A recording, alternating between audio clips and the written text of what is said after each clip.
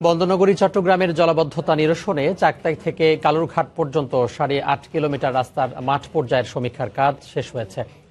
ঢাকার ডিএনডি বাঁধের অনুকরণে 24 ফুট উচ্চতার বাঁধসহ রাস্তাটি নির্মাণে 2,300 কোটি টাকা ব্যয় ধরা হয়েছে। সিডিএ জানিয়েছে এখন চলছে মাটি পরীক্ষার কাজ। আগামী বর্ষার আগেই 12টি স্লুইস গেট নির্মাণ কাজ শেষ করার টার্গেট চট্টগ্রাম উন্নয়ন কর্তৃপক্ষের। বিস্তারিত জানাচ্ছেন কমল দে। কোনো ব্যবস্থায় চট্টগ্রামকে জলাবদ্ধতার অভিশাপ থেকে মুক্তি দিতে পারছে না। সামান্য বৃষ্টি হলে হাঁটু পানিতে তলিয়ে যাচ্ছে পুরো নগরী। আগে শুধুমাত্র নগরীর নিচু এলাকাতে পানি উঠলো, এখন উঁচু নিচু কোনো কিছুই মানছে না। এই অবস্থায় নগরবাসীকে পড়তে হচ্ছে অবর্ণনীয় দুর্ভোগে। এর মাঝে মঙ্গলবার সংবাদ সম্মেলনে সিটি মেয়র জলাবদ্ধতা নিরসন সিটি কর্পোরেশনের কাজ নয় বলে দাবি করলো নগর বিশেষজ্ঞরা তা মানতে নারাজ। জলাবদ্ধতাটা নিরসনের জন্য তো আসলে ফাইনালি তো সরকারকে করতে হয়, এটা কিন্তু সিটি কর্পোরেশনের কাজ না। স্থানীয় সরকার আইন আছে এবং সিটি কর্পোরেশন অর্ডিন্যান্স আছে। সিটি অর্ডিন্যান্সের মধ্যে মেনটেন্যান্স নানান উদ্দেশ্য সেটা সিটি কর্পোরেশনের কাজ। সিটি কর্পোরেশন লোকজনের কাছে ট্যাক্স আদায় করে, সেই জন্য সিটি কর্পোরেশনের একটা অব্লিগেশন অবশ্যই থাকে যে জনগণকে তার সেবা দিতে হবে, কারণ জনগণ সেই সেবার জন্য পে করে। এই অবস্থায় অনেকটা রাজধানী ঢাকার ডিএনডি বাঁধের অনুসরণে কর্ণফুলী নদীর তীর ঘেঁষে চাকদা থেকে কালুঘাট পর্যন্ত তৈরি করা হচ্ছে বাঁধসহ বিশেষ সড়ক প্রকল্প মাননীয় প্রধানমন্ত্রী অনুমোদন পেয়েছি। সেই প্রকল্পের সার্ভে কাজ শেষ হয়েছে। দাপ্তরিক যে সমস্ত কার্যকলাপ করতে হয় সেটা আমরা শেষ করে ফেলতেছি, যাতে করে বর্ষার শেষে আমরা অত্যন্ত দ্রুত গতিতে এই কাজটা শুরু করতে পারি।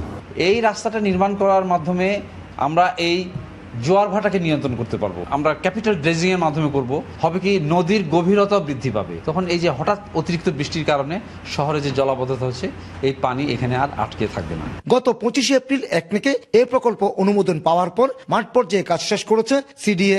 অথচ গত 2 বছর ধরে জলাবদ্ধতা নিরসনে 22টি প্রকল্প মন্ত্রণালয়ে জমা দিয়েও কোনো ইতিবাচক সাড়া পায়নি সিটি কর্পোরেশন। আসলে সিডিএ কিংবা কর্পোরেশন কে বাজেট আনছে এটা বড় বিষয় না। আমরা চাইবো সমন্বয়ের মাধ্যমে এই জলাবদ্ধতা যেন নিরসন হয়, সেভাবে কাজ করব। সিটি কর্পোরেশনও ওই অর্থ পেলে ব্যাপক আকারে জলাবদ্ধতা নিরসনে কাজ করে যাবে। নগরীর ছোট বড় 35টি খালের মধ্যে 12টি খাল দিয়ে জোয়ারের পানি নগরীতে প্রবেশ করায় জলাবদ্ধতার সৃষ্টি হয়।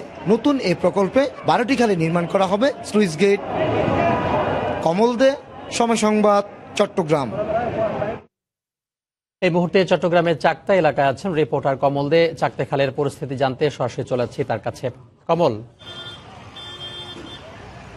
ধন্যবাদ তামিম। বলা হয়ে থেকে চীনের দুঃখ হুয়াংহো নদী এবং চট্টগ্রামের দুঃখ এই চাকতাই খাল। আপনি জানেন যে এই চাকতাই খালটা প্রথম যখন শুরু হয় তখন কিন্তু কর্ণফুলী নদীর মোহনা এলাকার মধ্যে মূলত এটি 19 কিলোমিটার দীর্ঘ বহদ্বার পর্যন্ত বিস্তৃত ছিল এবং এটির প্রস্থ ছিল প্রায় 27 মিটার এবং গভীরতা ছিল 9 মিটার এবং বড় বড় তো চট্টগ্রাম বৃহত্তর চট্টগ্রামের যে ব্যবসা বাণিজ্য পুরোটা কিন্তু গড়ে উঠেছিল এই চাকতাই খাল কেন্দ্রিক।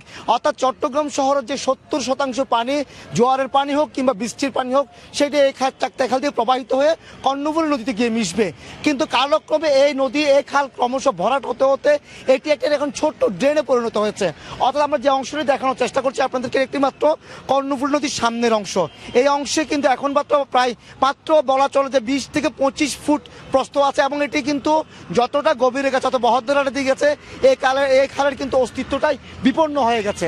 তো বলা চলে যে এই খাল বিপন্ন হওয়ার সাথে সাথে নগরীতে কিন্তু জলাবদ্ধতার সংকটটি বাড়ছে।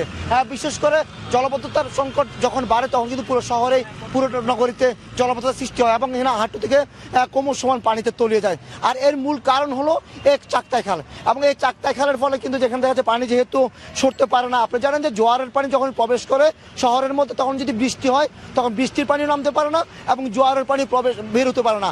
আর এর ফলে নগরের মধ্যে মোটামুটি শুরু হয়ে যায় জলাবদ্ধতা, তো পুরো এলাকাটি জলমগ্ন হয়ে পড়ে। এই অবস্থার মধ্যে দেখা যাচ্ছে যে জানেন যে আপনারা জলাবদ্ধতার কারণে আর এর ফলে কিন্তু নগরবাসীকে চরম দুর্ভোগ পোহাতে হয়। এখন যেটা দেখা যাচ্ছে এই জলাবদ্ধতা নিরসনের জন্য বিভিন্ন সংস্থা নানাভাবে উদ্যোগ নিয়ে দখল মুক্ত করার চেষ্টা চলে, কিন্তু এটা আদৌ দখল মুক্ত হয় না এবং দখলের জন্য যারা যেসব আইন প্রয়োগকারী সংস্থা বা যেসব সংস্থা তারা কেউ এরকম কার্যকর ব্যবস্থা নিতে পারে না।